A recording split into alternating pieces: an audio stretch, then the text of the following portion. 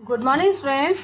अपनी पिछली क्लास में हमने चतुर्थः पाठः नीति श्लोका के 3 श्लोकों का अध्ययन किया था, उनके अर्थ जाने थे और आज हम चौथे श्लोक का अर्थ जानेंगे। ठीक है। आपत्सु मित्रम जानीयाद युद्धे शूरम धने शुचिम भार्या क्षीणेषु वित्तेषु व्यसनेषु च बांधवान। आपत्सु मित्रम जानीयाद मतलब आपत्ति में, विपत्ति में मित्र की पहचान होती है ना। जब आपके ऊपर आपत्ति आएगी तब आपका जो सच्चा मित्र है वही आपका साथ देगा, जो झूठे मित्र हैं वे आपका साथ कभी भी नहीं देंगे। और युद्ध के समय सच्चे वीर की पहचान होती है, क्योंकि जो सच्चा वीर है वो कभी भी युद्ध छोड़कर, युद्ध को पीठ दिखाकर नहीं भागता, भले ही उस युद्ध में उसकी मृत्यु हो जाए। और धन में, जब धन होता है तो उसकी पवित्रता की पहचान होती है। जब धन आपके पास होता है तो वह किस रास्ते से आया है, पवित्रता के रास्ते से आया है कि अनैतिक कर्म करके। तो इस तरह से जो धन है वो पवित्र रास्ते से आता है, तब वह उचित होता है।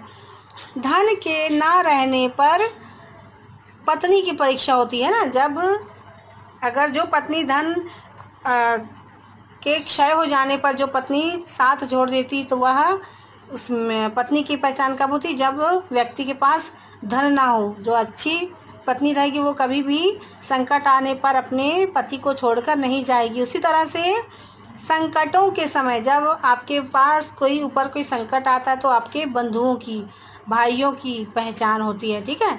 इस तरह से जो सच्चे मित्र और सच्चा वीर और पवित्रता और पत्नी और बांधवों की पहचान होती है। किस किस तरह से ये आपको बताया गया इस श्लोक में। आरोप्यते शिला शैले यत्नेन महता यथा निपात्यते क्षणे नाध तथात्मा गुण दोषयोः।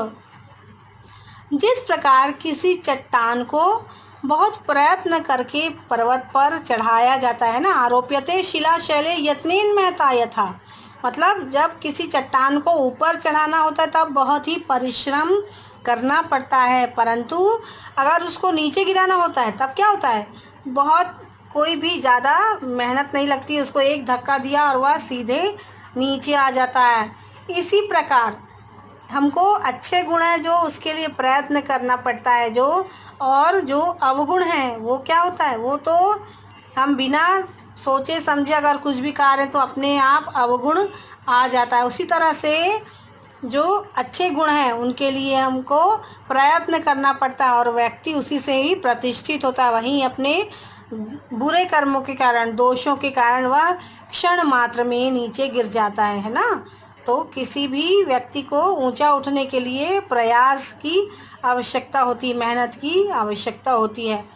उद्योगे नास्ति दारिद्र्यम जपतो नास्ति पातकम मौने च कलहो नास्ति जागरिते भयम। उद्यम, परिश्रम करने वाले पर गरीबी नहीं रहती है ना। जो परिश्रम करना जानता है उसके पास गरीबी नहीं रहती है। जपतो नास्ति पातकम, और भगवान का जो नाम लेता रहता हमेशा, तो उस व्यक्ति को पाप जो है वो छू भी नहीं सकता। और मौन रहने पर, है ना, मौने च कलहो नास्ति, जो कोई अगर कहीं पे झगड़ा हो रहा है, अगर एक व्यक्ति मौन हो गया तो झगड़ा धीरे धीरे अपने आप ख़त्म हो जाता है। और जागृते नास्ति भयम, और जो जागा हुआ रहता है उसको भय, उसको कोई भी दुख नहीं रहता है, उसको कोई भी डर नहीं रहता है। नास्ति जागृते भयम, जो जागता रहता है उसको कोई भी भय, दुख नहीं होता।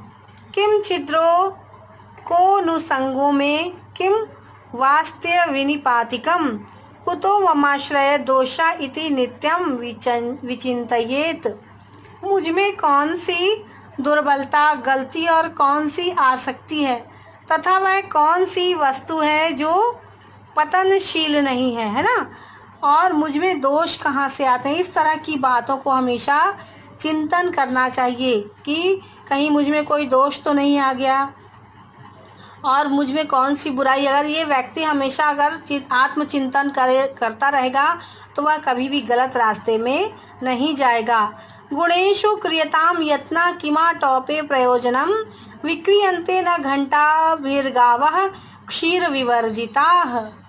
गुणों को प्राप्त करने के लिए प्रयत्न करना चाहिए और झूठे आडंबरों और दिखावों को से दूर रहना चाहिए, है ना, क्योंकि जो झूठा दिखावा है वह थोड़े दिन तक ही रहता है, क्योंकि और जो गुण है, जो सच्चे गुण है वो हमेशा ही आपका साथ देते हैं, वो आडंबर नहीं रहते, वो दिखावा नहीं रहते। क्योंकि जैसे कि दूध न देने वाली गाय को किसी भी तरह से सजा के बेचा नहीं जा सकता, है ना। अगर दूध ना देने वाली गाय है, जो दूध देने वाली गाय है तो वो आसानी से कोई भी ले लेगा, परंतु खरीद लेगा।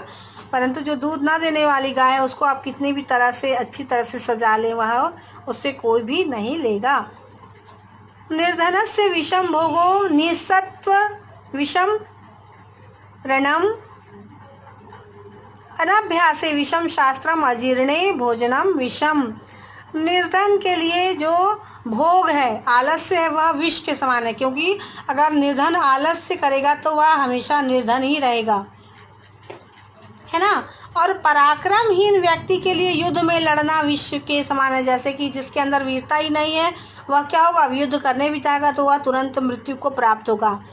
अनाभ्यासे विषम शास्त्रम, जब शास्त्र का अभ्यास नहीं किया जाता है तो वह जो शास्त्र है वो धीरे धीरे हम भूल जाते हैं, इसलिए बोलते हैं कि पढ़ाई करते रहना चाहिए हमेशा।